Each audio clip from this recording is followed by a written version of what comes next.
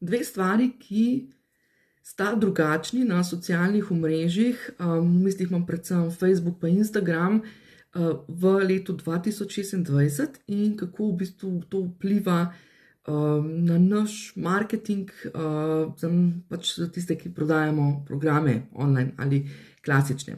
Dve zadevi sta, torej prva zadeva, da naša vsebina se vse bolj prikazuje našim nesledilcem. Ja? Druga zadeva pa bom opet razložila, druga zadeva pa to, da je vse več vsebine generirane z umetno inteligenco, zdaj bodi si video vsebine, tudi tekstov in vsega tega. Ok, kaj zdaj to pomeni, kako to vpliva na naš predvsem marketing, no?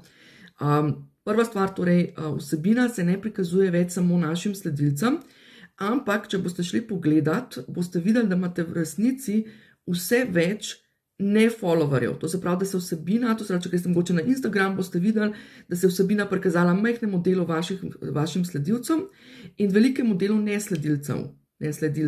Ne? Zdaj to pomeni, podobno tudi na Facebooku, ne? To pomeni, ali pa tudi, če bom tako rekla, pa še tudi, če pogledate kaj sami in kaj se vam prikazuje na socialnih omrežjih. Tisto, kar ste vi gledali, recimo, da ste gledali vrtičkanje, jaz sploh nimam vrta, pa tudi me te zadeve, ki zelo veliko ne zanimajo, ampak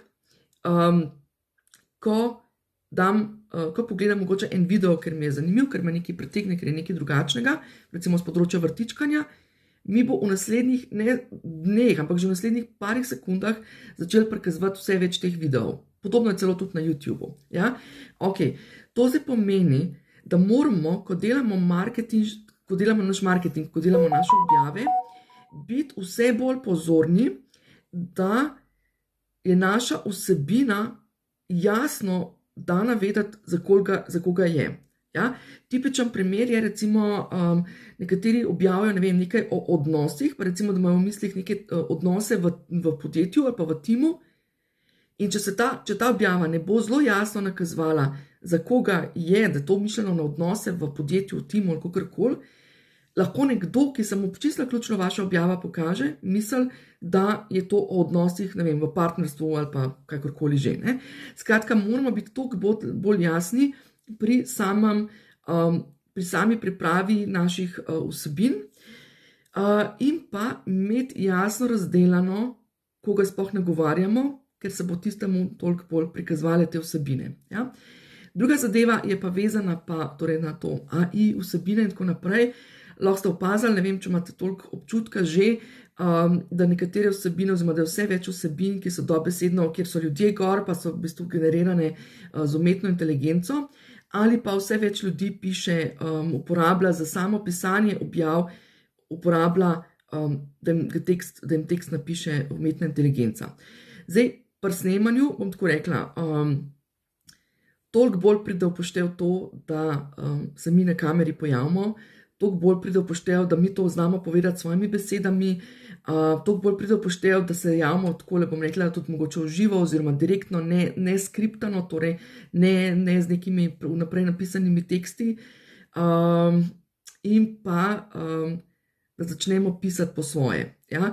Jaz sicer uporabljam, boste videli pri meni kombinacijo, da posnamem video, pa mi povzetek naredi sicer četko, ampak tisto, kar želimo povedati, no, to se pravi, če so pisne objave, dajte izraziti sebe ven, ker če ne se točno vidi, če ne se res vidi točno, kaj je napisala umetna inteligenca, od tistih drobnih znakov, kjer je, ne vem, vezajček, ta dolg, ne, do same strukture besedila, do unih stavčnih besednih zvez, to ni to, ampak je to, ne. Skratka, točno se vidi, da pač ni naše besedilo, tako da dajte se začeti izražati. Ja? Če želite podporo pri tem, imam znotraj torej spletni marketing za avtorje programov, spletni map, dejansko vas peljem čez način, kako pridete do tega, kako razmišljati, oziroma da vas spodbudim k temu, kako najdete, bom rekla, svoj glas, kako najdete svoja sporočila in kako to dati svetu.